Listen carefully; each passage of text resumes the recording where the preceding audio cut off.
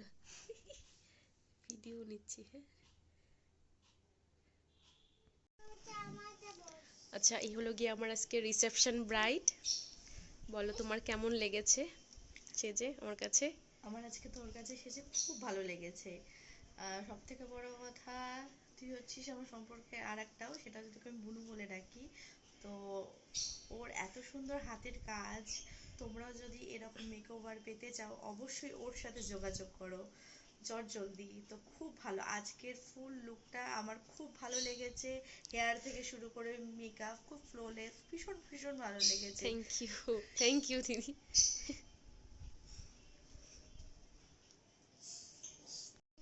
ছবিতে কিন্তু হেভি আসছে না, ইয়ার মেকআপটা। এমনি কারণ সামনে ভালো লাগছে না।